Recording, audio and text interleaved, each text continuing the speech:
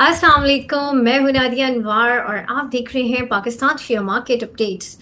नाज़रीन, बात करेंगे मार्केट की। जी हाँ। और अगर हम आज की मार्केट को थोड़ा सा ऑब्जर्व करें तो ऑयल प्राइस जो है वो नीचे आया। और लेकिन मार्केट में उस तरह से हमने नहीं देखा जो एक हमारी एक्सपेक्टेशन थी कि मे बी आज गैप ओपनिंग हो। गैप ओपनिंग नहीं हुई। और जो है खुलते ही एक सेलिंग हमने जो है देखा। और इसके साथ ही साथ जो है फिर इन बिटवीन डे पे हमने जो है एक मोमेंटम देखा। आई गेस वो क्या था, शायद कुछ बैंक्स चले हैं, एचबीएल की हवाले से है। ये सारी बातें हम करेंगे जी हाँ, हमारे गेस्ट से। और इसके अलावा जो है मार्केट में क्या चीज़ें हैं, क्या मोमेंटम बनेगा, और जो इन्वेस्टर्स हैं उनका कॉन्फिडेंस कैसे बहाल होगा। क्या जब तक एमओयू साइन नहीं होता तब तक जो है वो कॉन्फिडेंस वापस नहीं आएगा, इसके हवाले से भी हम बात करेंगे। जी हाँ। और आज हमारे साथ जो गेस्ट मौजूद हैं, जी हाँ, फैसल शाह जी हमारे साथ मौजूद हैं जो कि चीफ स्ट्रैटेजिस्ट हैं एससीएस ट्रेड में। जी हाँ। और उनसे हम बात करेंगे, उनसे हम लेंगे मार्केट का ध्यान। जी हाँ। और उनको वेलकम करने से पहले आप लोगों से मैं ये ज़रूर रिक्वेस्ट करूंगी कि आप लोग मेरे प्रोग्राम्स को ज़्यादा से ज़्यादा लाइक किया करें, साथ ही साथ मेरे चैनल को भी सब्सक्राइब करें, और इसके साथ ही साथ जो है आप बेल आइकन को भी हिट करें। और आपने इसको शेयर करना है सबके साथ ताकि लोगों को इन्वेस्टमेंट की और साथ ही साथ फाइनेंशियल मार्केट की अवेयरनेस हो। तो चलिए जी, चलते हैं अपने गेस्ट की तरफ और उनको वेलकम करते हैं। अस्सलाम वालेकुम सर। जी वालेकुम सलाम। कैसे हैं सर आप? जी जी, अल्लाह का शुक्र। Thank you so much sir for your time and welcome to my session. और सर, सबसे पहले तो मैं चाहूंगी कि आज की मार्केट के ऊपर जो है एक ओवरव्यू जो है वो आप हमारे नाजरीन के साथ शेयर करें। देखें, एक तो खाम तेल की कीमतें थोड़ी सी नीचे आई हैं और ये हम्म। एक अच्छा साइन होता है हमेशा। हम्म। थोड़ा सा सेंटिमेंट मजबूत सा बना है, गो कि अभी भी वॉल्यूम्स खुल के नहीं थे और हाँ। थोड़ा सा ये है कि ज़रा डल वॉल्यूम्स थे। मगर ये है कि अब थोड़ा सा देखते हैं। बाज़ हट के जो स्टॉक्स थे उनमें थोड़ा सा मोमेंटम आया है, लेकिन ये है कि हम्म। मेन बोर्ड में अभी भी उस तरह का वो जो दिलचस्पी थी या जो बड़े सरमायाकार या इदारे होते हैं उनकी उस तरह दिलचस्पी नहीं थी। तो हम्म। ये कि अब देखते हैं, क्योंकि अगस्त का महीना है और अगस्त के महीने में आप ये भी देख रही होंगी कि ये जो नताइज हैं, हम्म। उमूमी तौर पर जब नताइज के सीज़न होता है तो थोड़ी सी मार्केट जो होती है वो उतार चढ़ाव वॉलेटिलिटी ज़्यादा होती है, हमेशा ऐसा होता है। तो ये है करेक्ट। कि फिर एक मोमेंटम बनना शुरू होता है सितंबर अक्टूबर से, और हम्म। मार्च में उमूमी तौर पे यानी एक पीक थोड़ा सा होता है। तो ये है कि अब देखते हैं, रिजल्ट सीज़न आ जाएगा, काफ़ी टारगेट प्राइसेस मीट हो चुकी हैं। तो हम्म। उसके बाद ये है कि थोड़ी जगह बने सितंबर अक्टूबर तो। और ये है कि जो भी मारूजी हालात हैं, हम्म। आप देख रही हैं कि मशरक़ वस्ता के उससे काफ़ी जुड़े हुए हैं मामला हमारी मार्केट के भी। बिल्कुल सर, आपने बात सही कही। लेकिन अभी जिस तरह से हम ये एक्सपेक्ट कर रहे थे, आपने कहा कि ऑयल प्राइस काफ़ी नीचे आई है जो हमारी मार्केट के लिए बहुत अच्छा है। लेकिन वो कॉन्फिडेंस नज़र नहीं आया इन्वेस्टर्स का। क्या वजह है? क्या ये कॉन्फिडेंस तब आएगा जब कोई मुआहदा वगैरह हो जाएगा? देखें, ये अब एक न्यू नॉर्मल सेट हो चुका है। हम्म। मशरक़ वस्ता में हालात तकरीबन ऐसे ही रहेंगे।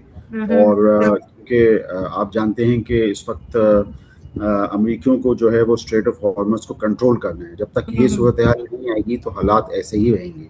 तो ये न्यू नॉर्मल एक सेट हो चुका है, तो हमारी मार्केट में भी लिमिटेड रेंजेस में ही काम होगा।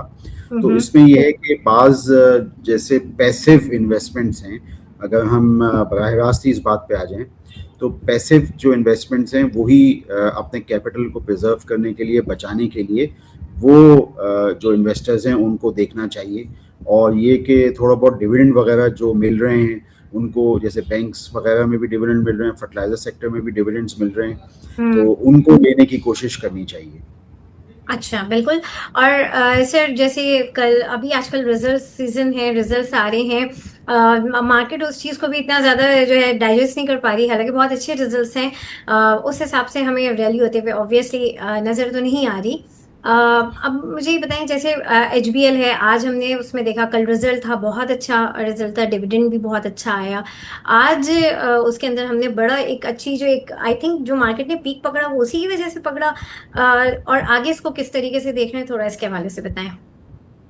देखिए, अभी ये जो इंटरेस्ट रेट्स वगैरह नहीं बढ़े, जी, जी, जो इंटरेस्ट रेट नहीं बढ़े और स्टेट बैंक ऑफ पाकिस्तान ने स्टेटस को रखा, तो हम्म, ये बैंकों के लिए एक तरह से मस्बत था, क्योंकि बैंकों में उनकी बैलेंस शीट में एक तब्दीली आ चुकी है। इन्वेस्टमेंट्स जो हुकूमत जो पाकिस्तान जो इस वक्त बोरो कर रही है वो इन्वेस्टमेंट्स में आ रही है, तो वो उसकी तादाद बहुत बढ़ गई है एडवांसेस से। तो हम्म, ये होता ये कि उस पे अगर फर्स्ट करें कि इंटरेस्ट रेट बढ़ेंगे तो बैंकों को बुक वैल्यू पे लॉसेस आ सकते हैं। तो हम्म, ये अगर इंटरेस्ट रेट बरकरार रहते हैं या कम होते हैं तो ये बैंकों को फ़ायदा है।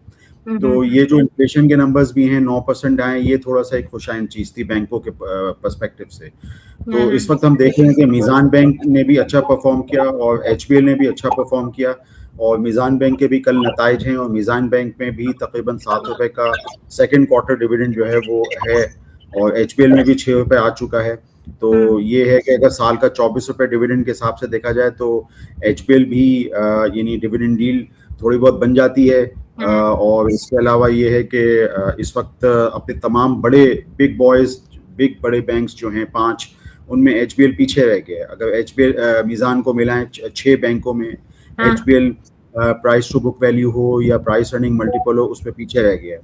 तो ये है कि ये अपॉर्चुनिटी एचबीएल में मौजूद है।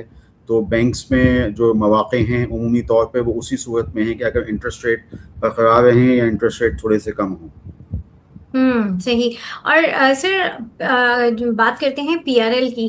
पीआरएल ने अभी बहुत ही कम टाइम में, अगर हम देखें वीक और 2 वीक्स में, जो है एक बहुत ही मेजर जंप लिया उसमें। ऑल्दो कि ये भी था कि रिफाइनरी पॉलिसी भी थी उसमें।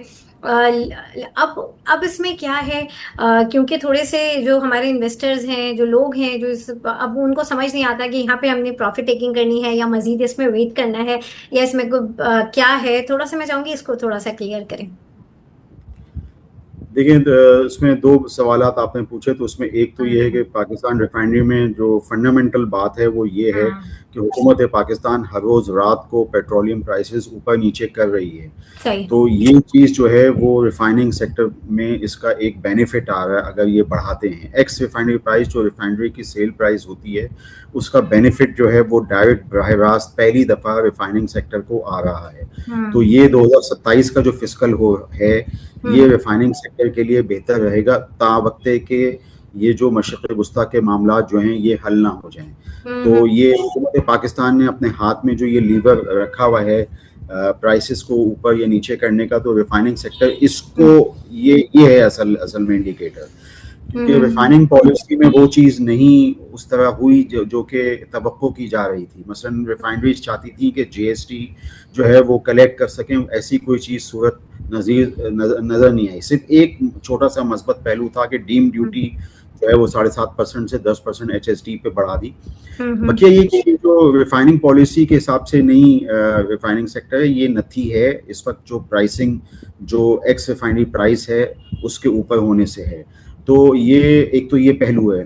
दूसरा, पाकिस्तान रिफाइनरी का चूंकि आपने पूछा तो बात थोड़ी सी लंबी हुई है, लेकिन उसमें एक बात अहम ये है कि पाकिस्तान रिफाइनरी के तकरीबन अब 63% स्टेक्स पीएसओ में आ गए। पहले ये 60% थे।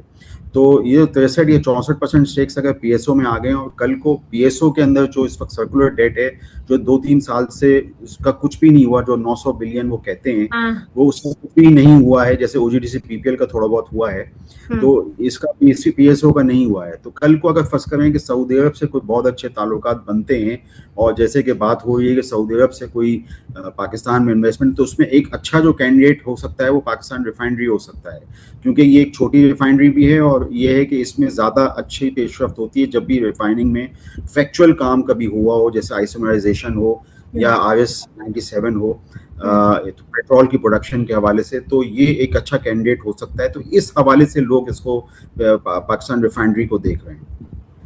सही, बिल्कुल। और जी, यहाँ पर हमारे साथ कुछ पार्टिसिपेंट्स हैं, उनके भी हम सवाल शामिल कर लेते हैं। जी अफजाल, अपना सवाल करिए। जी, अस्सलाम वालेकुम सर। सर, अभी आपने एचपीएल के बारे में बताया। सर, इसमें आप नेशनल बैंक को कैसे देखते हैं? क्योंकि उसकी जो है, ठीक है, वो गवर्नमेंट का है, बट उसकी ग्रोथ जो उसने डिविडेंड दिया था, वो अगर हम देखें पिछले साल तो बहुत अच्छा किया था। लेकिन उसके बाद इनकी जो क्यू वन की अर्निंग आई है इस साल, वो कोई इतनी ख़ास नहीं आई है।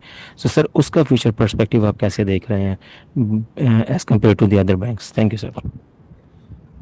ये किताबों के हिसाब से और प्राइस टू बुक वैल्यू के हिसाब से और दूसरे जो बैंक्स हैं, जो बिग 5 का मैंने जिक्र किया, आपको पता है 5 बड़े बैंक्स हैं उसमें, HPL, UBL, MCB, national bank, allied bank, conventional bank, 5 बड़े जिनका 80% तकरीबन मार्केट कैपिटलाइजेशन पे पूरे बैंकिंग सेक्टर में एक बड़ा वो है, और डिपॉजिट्स में भी तकरीबन 80% का ही एक बहुत बड़ा वो है, कंट्रोल है। तो उसमें देखें तो नेशनल बैंक भी सही है अपनी जगह, ये भी सस्ता है। बस ये है कि जाहिर बात है थोड़ा पेशेंस आपको रखना पड़ता है, क्योंकि प्राइस टू बुक वैल्यू पे अभी भी नेशनल बैंक जो है वो बहुत नीचे है देखा जाए तो थोड़ा पेशेंस चाहिए।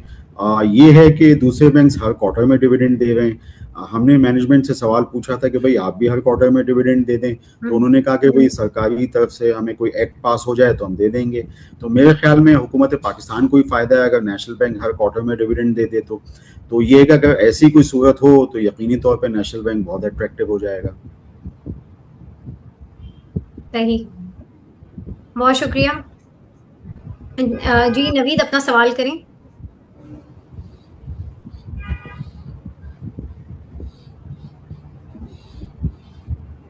अच्छा सर, यहाँ पे मुझे ये बताएं, जैसे इस वक्त ऑटो पॉलिसी के हवाले से क्या डेवलपमेंट है, थोड़ा टाइम है, क्योंकि जो हम देख रहे हैं कुछ स्क्रिप्ट्स, जैसे कि एनसीपीएल, एनपीएल हो गया, हपको हो गया, इनमें हम काफ़ी टाइम से देख रहे हैं कोई ऐसी मोमेंटम हमें नज़र नहीं आ रही है।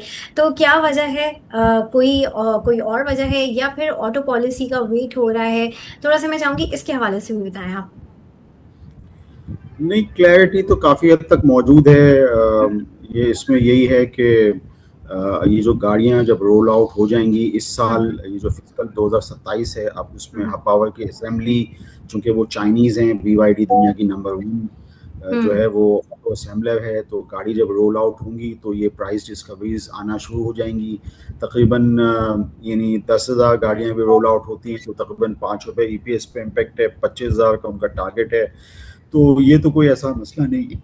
और बकिया ये कि जो दूसरा आपने जैसे निशात पावर, निशात चुनिया पावर जो कि नेक्स्ट जेन कर रहे हैं, तो उसमें जैको की भी, इसमें आपने देखा होगा कि जो थर्ड क्वार्टर के नताइज उन्होंने रिपोर्ट किए तो उन्होंने इसको अदर इनकम में जो है इसके यानी अच्छा खासा एक तकरीबन 1000 या 1500 गाड़ियों का एक इम्पैक्ट जो है सेल्स का रिपोर्ट कर दिया, यानी उसका नफ़ा जो है वो ले आए वो अदर इनकम में।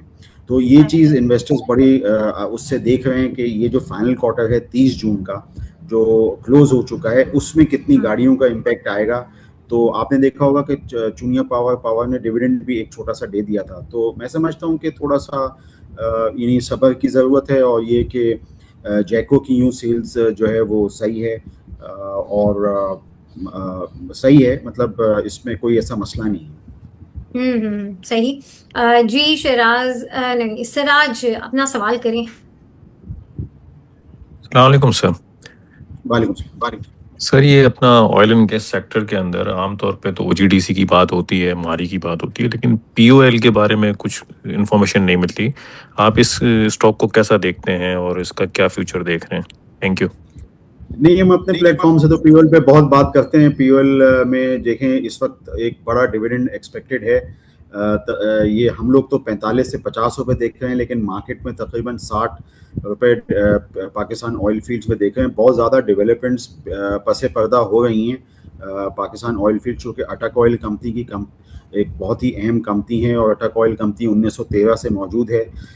तो ये है कि ये लोग, ये जो अटक ग्रुप है, इनके हवाले से बहुत सारी चहम गोइयाँ हैं, काफ़ी चीज़ें तो समझ में आती हैं, चूँकि अटक सीमेंट, अटक ग्रुप की एक अहम कंपनी जो है वो ये लोग बेच चुके हैं, अटक हॉस्पिटल बेच चुके हैं। तो मुमकिन तौर पे ये जो अटक ग्रुप की दूसरी कंपनी है, पाकिस्तान ऑयल फील्ड्स, अटक रिफाइनरी, नेशनल रिफाइनरी, अटक पेट्रोलियम, इनके अंदर भी बाज़गश बहुत ज़्यादा चल रही है। और पाकिस्तान में ऐसे बहुत सारे ऐसे कुछ ग्रुप्स बहुत ज़्यादा कैश लेके बैठे हुए हैं। तो ये है कि पीओएल के बिल्कुल चीज़ें बिल्कुल वाज़े हैं, बिल्कुल सामने हैं। और ये है कि इस दफ़ा जो ईपीएस भी तकरीबन, यानी अगर 110 रुपए का रिपोर्ट हो गया, तो ये है कि ऑयल प्राइस का इस वक्त जो रियलाइजेशन है, आप जानते हैं कि जो चौथा क्वार्टर जो 30 यानी 1 अप्रैल से 30 जून तक का था, उसमें भी ऑयल प्राइसेस बढ़ी और अभी भी ऑयल प्राइसेस बढ़ रही हैं। तो रियलाइज प्राइसेस का सबसे बड़ा इम्पैक्ट पीओएल पे आता है।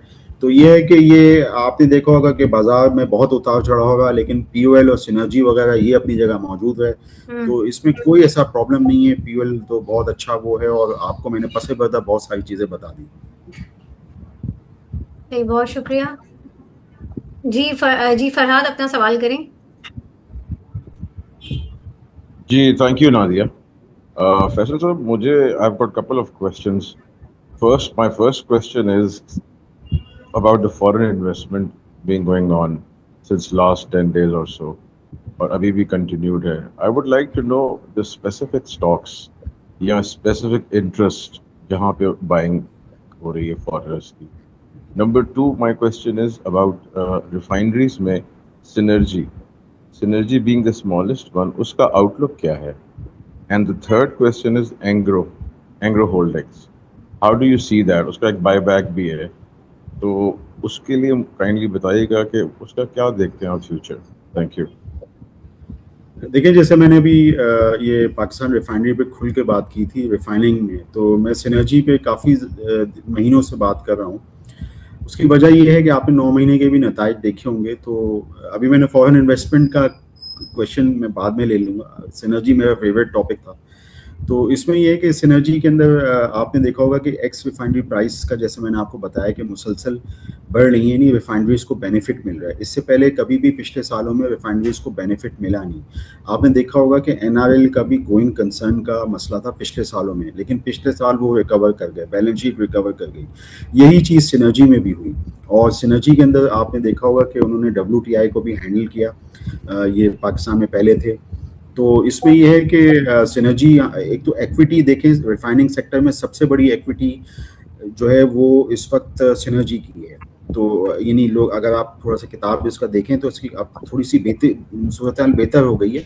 ठीक है, माजी की जो चीज़ें थी वो अपनी जगह मौजूद थी, कि पुरानी रिफाइनरी थी, स्क्रैप की रिफाइनरी थी, लेकिन इस वक्त सूरत हाल सिनर्जी की बहुत बेहतर है। तो ये है कि मुझे अर्निंग वाइज मैं तो EPS पे ही बात करूँगा, और ये कि जो हुकूमत ये जो एक्स रिफाइनरी प्राइस पे बहुत वो दे रही है, बेनिफिट दे रही है, तो उस पर मैं बात करूँगा। तो मुझे लग रहा है कि ये अगर 5-6 रुपये EPS का सालाना स्टॉक है, तो जाहिर बात है ये इस वक्त 2 का मल्टीपल बन रहा है। तो 2 का मल्टीपल तो आपको पता है कि बहुत ही कम है। अब यहाँ पे तो जितने भी स्टॉक्स हैं 8, 9, 10, 11 के मल्टीपल पे, मारी 14 के मल्टीपल पे, तो सिनर्जी 2 के मल्टीपल पे क्यों है? क्योंकि अब EPS हर क्वार्टर में आ रही है, तो आपको मतलब ये एक मतलब अच्छा स्टॉक है देखा जाए तो।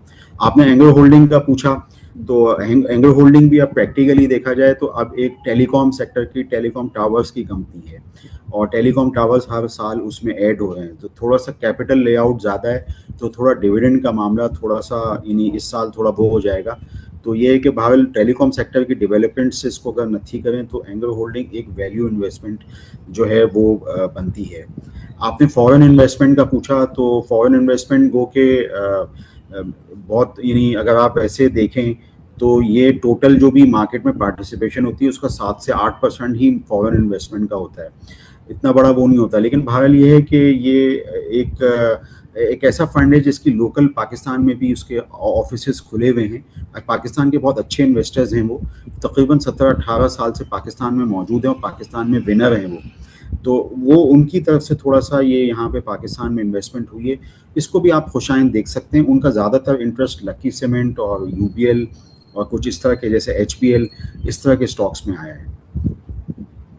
Thank you, appreciate it. बहुत शुक्रिया जी। डॉक्टर अस्माद, अपना सवाल करें।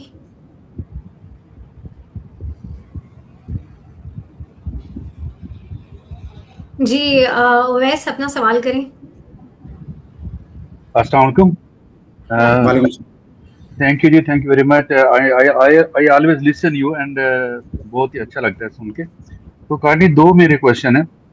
एक तो एफर्ट को सेल करके FFC हम बाई कर सकते हैं, और ये मैं इसलिए पूछ रहा हूँ इन दी लॉन्गर रन, क्योंकि 1.2 दे रहा है, पहले भी 2 दिया था। तो what you recommend for this case? This is one.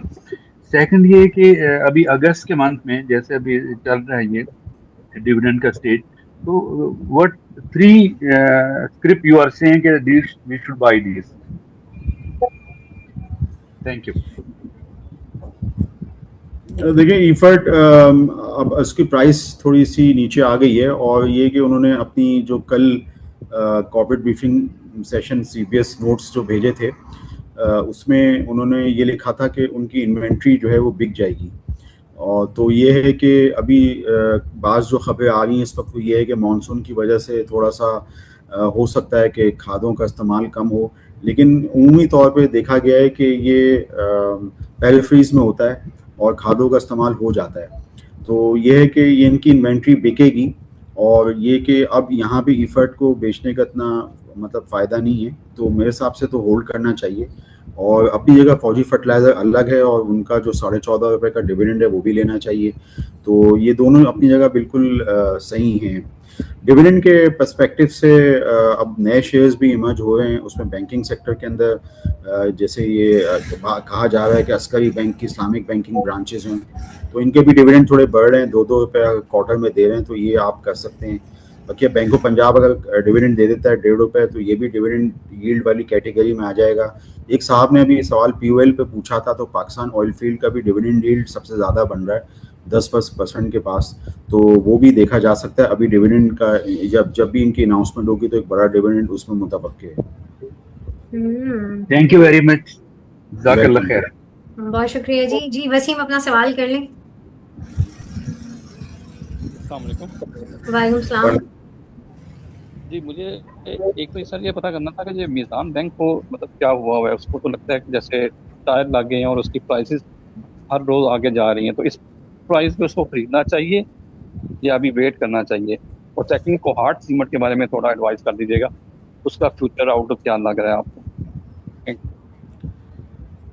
देखिए मीज़ान बैंक हम लोग हमारे तकनीकी तज्ज़ियाकार ने 556 पे कॉल दी थी, मगर ये कि अभी भी ये बाइंग जोन या बाइंग ट्रेंड पे है। कल रिज़ल्ट है इसका एक हाफ ईयर का।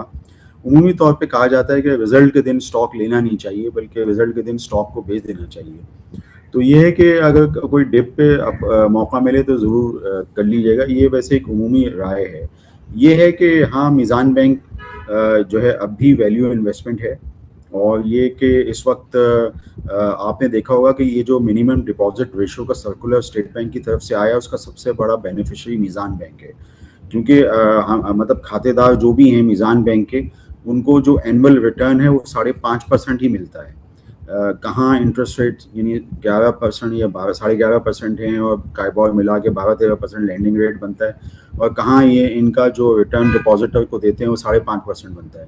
नफ़े तो इसमें ये है कि आगे चल के हो सकता है कि इसका स्टॉक स्प्लिट आए जैसे UBL का आया।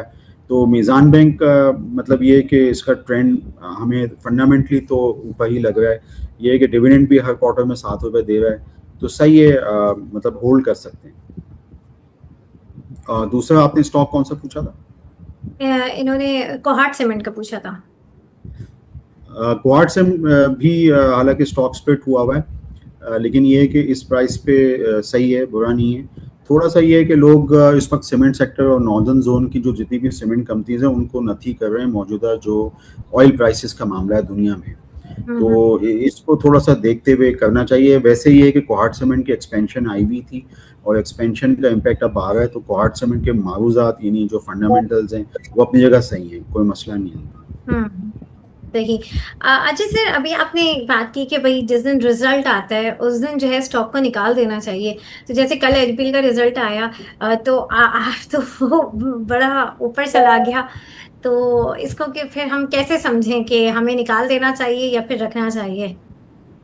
इसमें यह है कि HPL में जो उमूमी तौर पे जो इस वक्त तवक्को थी, स्ट्रीट कंसेंसस जो था यानी तमाम ब्रोकरेज हाउसेस के मुख्तलिफ तज्ज़ियाकारों का जो तज्ज़िया था वो तकरीबन जो EPS थी वो 21 रुपये तक का उनका था। ये जो रिजल्ट्स थे इन्होंने बीट किया उन एक्सपेक्टेशंस को, तो ये भी एक अच्छी वो होती है। दूसरा ये कि HPL वैसे ही यानी इस वक्त डिप्रेस था, बहुत दिनों से नीचे ही ट्रेड कर रहा था, तो ये इसकी सूरत हाल थोड़ी सी अलग थी। सही। और सर क्या लग रहा है कल की मार्केट कैसी लगेगी, क्या एक्सपेक्टेशन है, और साथ ही साथ जो है सर आपकी टॉप पिक्स क्या होंगी?